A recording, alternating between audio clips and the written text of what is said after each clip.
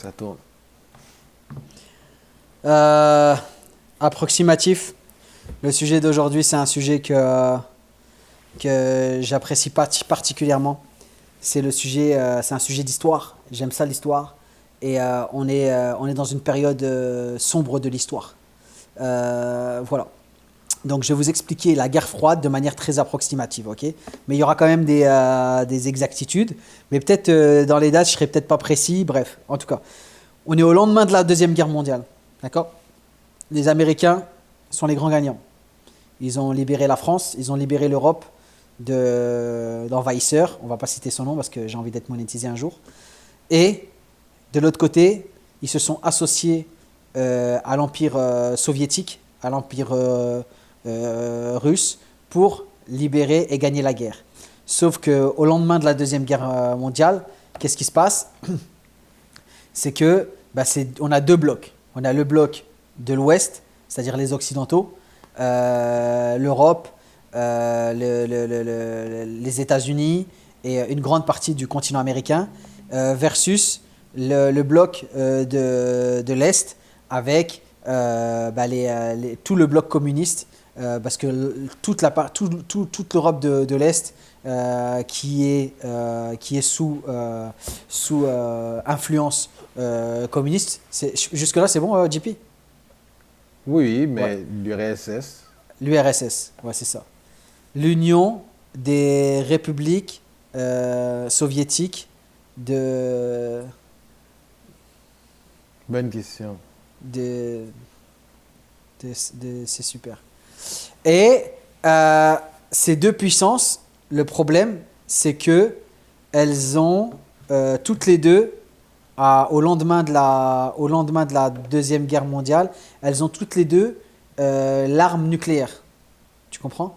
Donc, on va dire que des années 50 à 1989, à la date de la chute du mur de Berlin, il y a une espèce de friction, de tension qui est entre ces deux blocs, avec l'Europe qui est au milieu, avec Berlin qui est divisé, parce qu'ils se sont partagés Berlin. L'Allemagne est divisée en deux, l'Allemagne de l'Est, l'Allemagne de l'Ouest, et la ville de Berlin qui est en Allemagne de l'Ouest, je crois, ou l'Est, qui est en Allemagne de l'Est, et ben, même la ville, elle est divisée en deux. Ils ont divisé la capitale en deux, d'où le mur de Berlin qui divise la ville en deux. Et ben, s'ensuit une guerre froide, c'est-à-dire une guerre sans conflit, mais c'est par des conflits interposés. Par exemple, il y a une guerre dans une partie du monde, et ben les Russes ils vont soutenir un camp, les Américains ils vont soutenir un camp, mais ils vont jamais s'opposer directement, frontalement. Il n'y aura jamais de guerre ouverte et déclarée entre l'URSS et les États-Unis. C'est ce qu'on appelle les deux blocs, c'est ce qu'on appelle la guerre froide, avec cette menace perpétuelle qu'il y en ait un qui lance l'arme nucléaire en premier, avec la crise aussi, par exemple la crise de Cuba, où les soviétiques ils avaient envoyé des missiles à Cuba, mais ça s'appelle, je crois, la baie des cochons. Bref, il y a eu un truc dans les années 60-70, c'était vraiment le pic de la guerre froide, et ça a fini par se détendre avec des ouvertures de plus en plus cool au niveau économique qui ont amené Bill Clinton et Boris Yeltsin à faire la paix. Et avec la chute du mur de Berlin, eh ben, ça a été l'effondrement de l'empire soviétique, avec tout ce qui s'ensuit. Donc, on a connu 30-40 ans de tension entre le bloc de l'Ouest et le bloc de l'Est, qu'on a appelé la guerre froide. Yo, je pense que je pense que c'est, je peux pas. On est resté beaucoup sur toi, mec. C'est normal? On n'est jamais allé sur moi. Bah, c'est toi que je vois à la caméra. Là, maintenant, oui, mais depuis tantôt, on était sur toi. Ah ouais? Ouais. Merde, j'étais pas focus sur l'écran. Non, pas du tout. Moi, moi, moi, je le vois comme un peu un stand-off de western, là. C'est qui le premier qui va tirer avec le gun.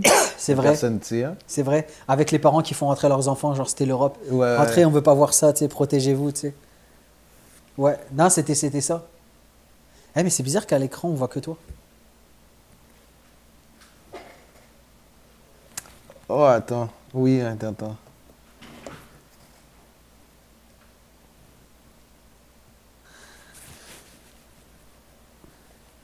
Tu vois, là, il y a une guerre froide entre nous, mec. Tu la sens la tension? Oui, moi je la sens. Ok. C'est le premier qui dégaine là? Moi j'ai l'arme nucléaire, Ok. parce que je peux contrôler tout. Et tu peux arrêter le podcast quand tu veux? Ouais. Ok. Toi t'as l'arme Ok, nucléaire, parce que tu on peux va parler. on va faire une simulation de guerre froide. Tu vas arrêter le podcast avant que je t'insulte, d'accord? Yes.